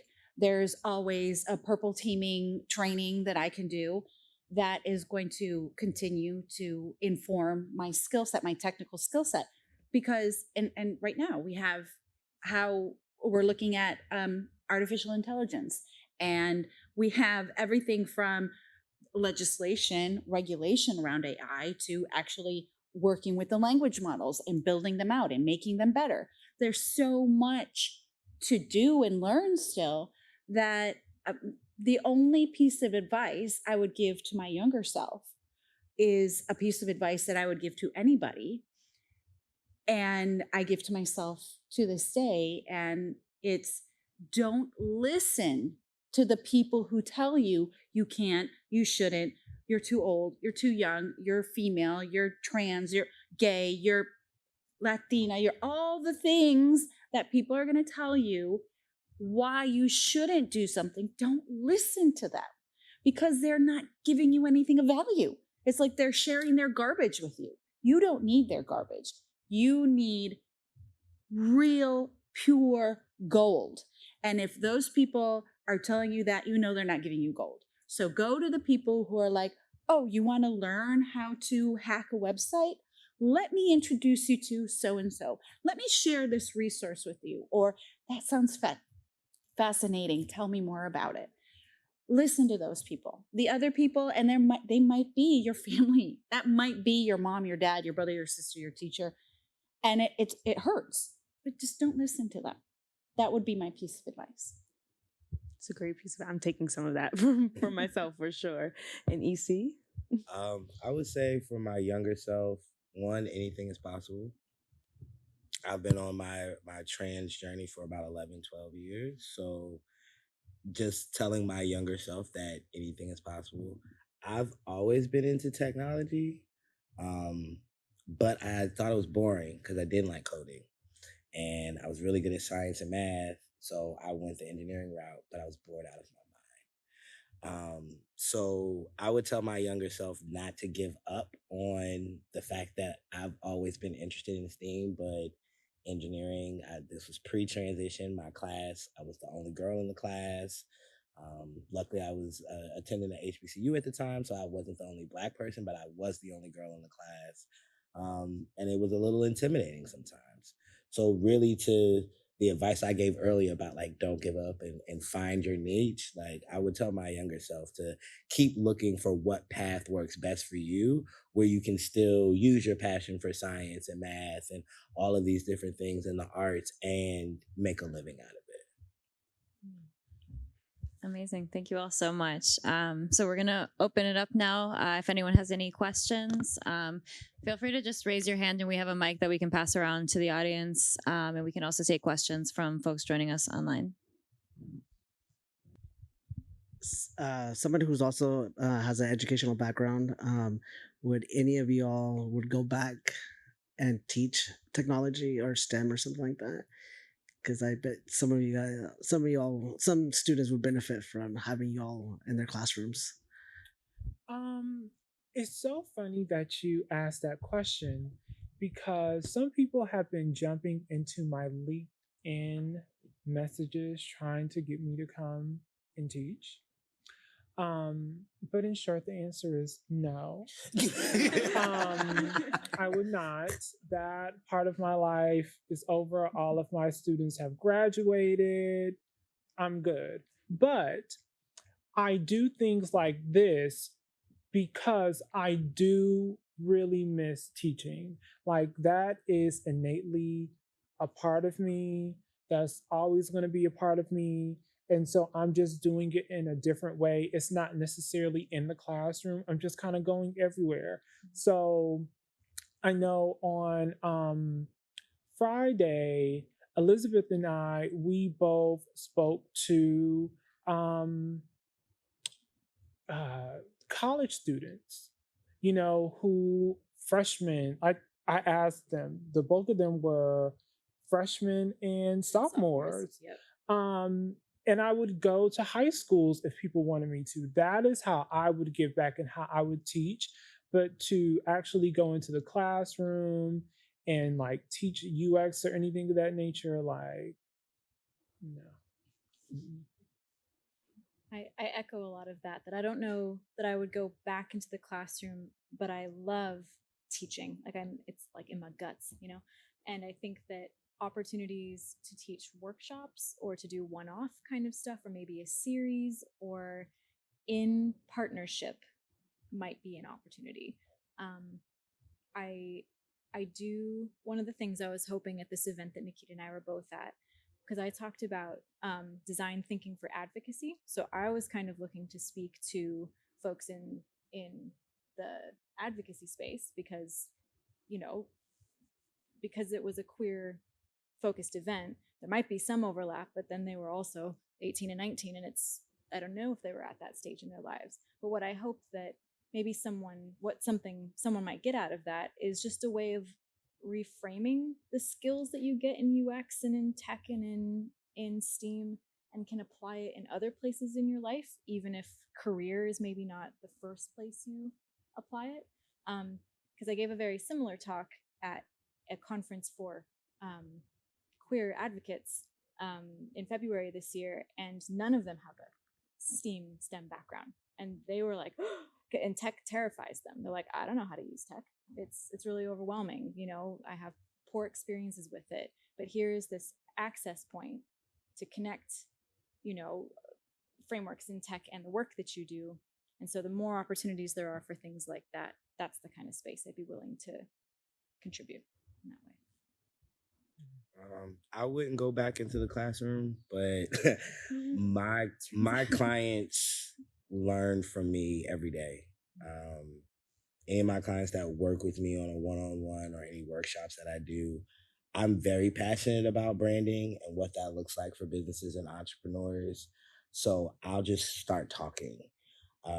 One of my clients, I've been working with her for a few years now.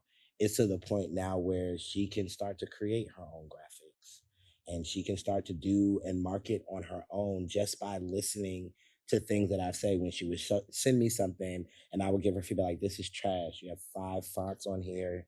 What is the focal point? I don't even know what this is for. So like having those, as Nikita said earlier, like the feedback session, I have those feedback sessions with my clients because they can't afford for me to create everything and I don't want to create everything. My whole point of being the brand designer, the way I work with my clients, is I want to empower you to where you can do you can do the small things. You know, now that we have Canva, now that we have AI, all of these different things there to assist you. If you know the baselines of branding and graphic design, it will look readable, it'll be legible, you'll have that focal point and be able to get your message across. So not in the classroom standpoint, but I'll talk to anybody about branding. Like I love it. I'm passionate about it. And a bad website like really, really gets underneath my skin. It's a running joke that my friends send me bad websites to like get my anxiety up. They're like, you have to see this website. It's so trash. I'm like, I don't want to see it though. Like, why do I have to see it? You know, I'm gonna start redesigning it in my head. But in that same vein, like that's how I would say I show up as a teacher. If you're open and you want to talk and rap, like that's what I do. I love it. So the short answer is yes for a day. And actually, I am volunteering right now with the NICE Cybersecurity Ambassador Program.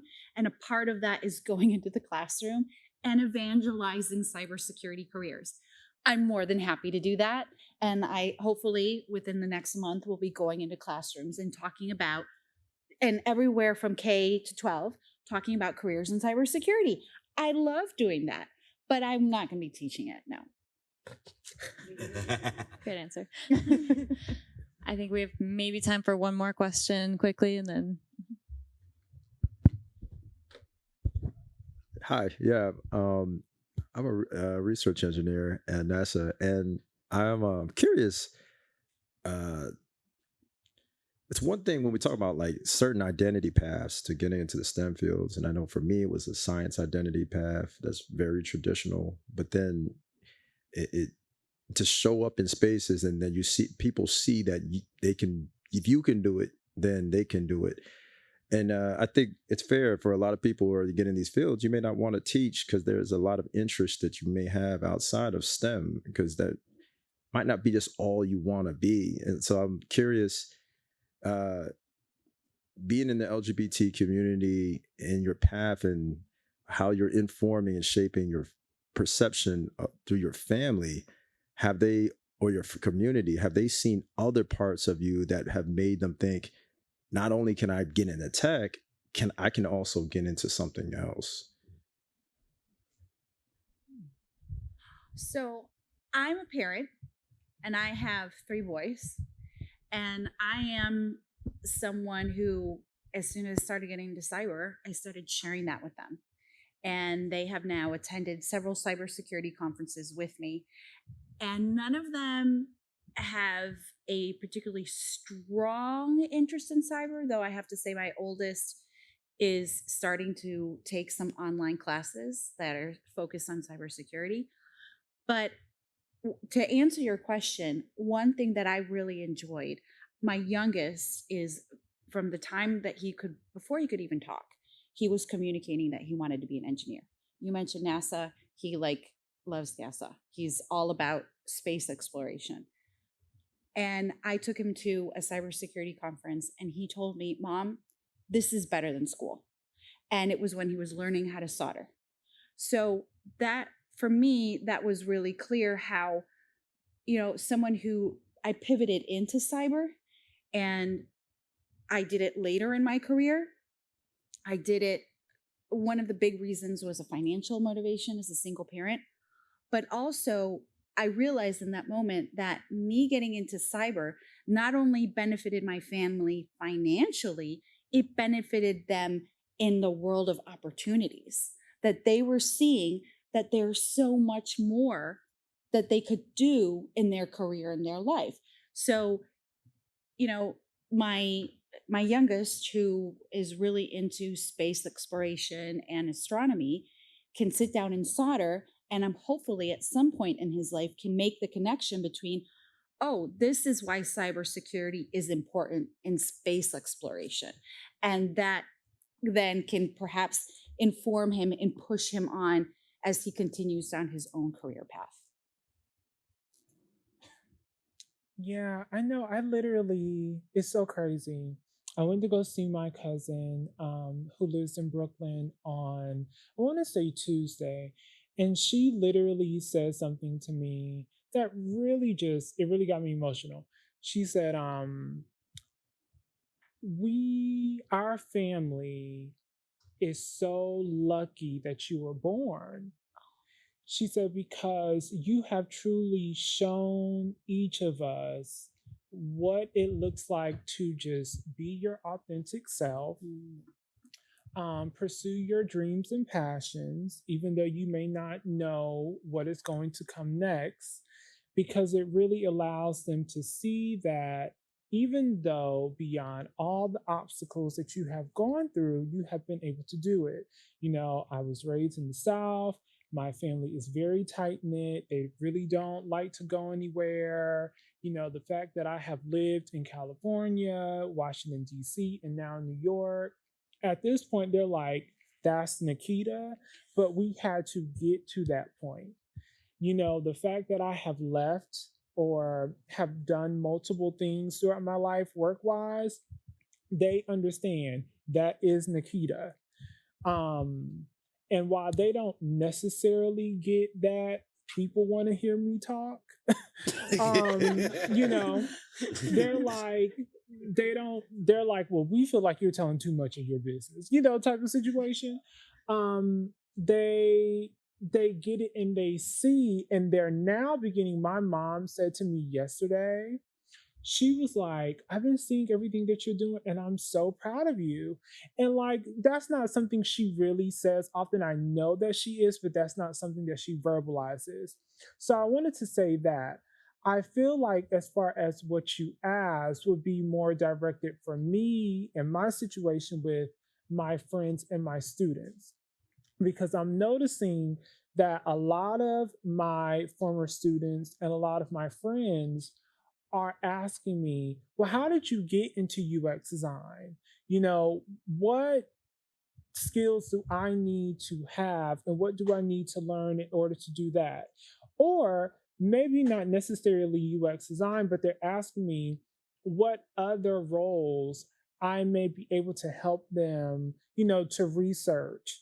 I'm helping a friend right now try to get into project management because I know that she can do it.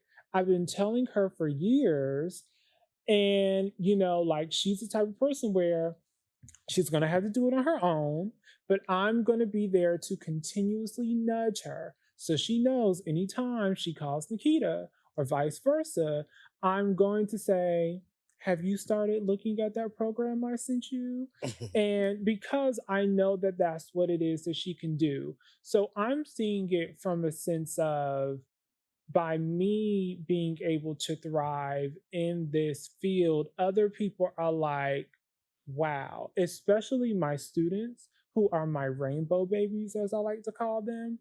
They're really utilizing technology to propel them in ways that I would have never thought about at the age of like 20. You're So, setting the example. Yeah. Amazing. All right. Well, I'm going to pause this right there. Oh, sorry. I'm going to pause this right there, but we're going to hang around and do some networking. So feel free to stick around. There's still lots of food, lots of drinks. So hang out and come ask the panelists questions yourselves or talk to each other. But before we break, I do have a few program announcements for LGBT Tech. And I also want to give space to Latinas in Cyber and Trans Tech Social if you all have any upcoming events or anything that you want to share about your organizations. I'll let you do that quickly first. So for Latinas in Cyber, like I said, please follow us on Instagram, Twitter, LinkedIn, latinasincyber.com as well. You can join our Discord from our website, latinasincyber.com. And we will be at the Texas Cyber Summit this Thursday through Saturday in Austin, Texas. If anybody is listening or if anybody's going to be there, we'll see you there. You can find Trans Tech at transtechsocial.org, Trans Tech Social on Instagram, LinkedIn, Facebook. We're not on TikTok. And transtechsummit.com, where you can learn more about our summit coming up from March 28th to March 31st. We have an application, so it's a completely virtual online experience. We are announcing an in-person activation shortly with our sponsors. So. Amazing. Thanks, y'all. So regarding our Paths program, you all just saw the trailer for Paths Season 4. We'll be launching those interviews weekly on Thursday starting next week. So we have 7 incredible interviewees for Paths Season 4. So don't miss that. You can check that out at www.lgbttech.org/paths. And also as part of our Paths program this week, we'll actually be launching Pluralsight licenses to our mentees and mentors as part of the program so that they can further their education in cybersecurity, in UI UX design, in data science, and several other areas. So we're really excited about that development for the program.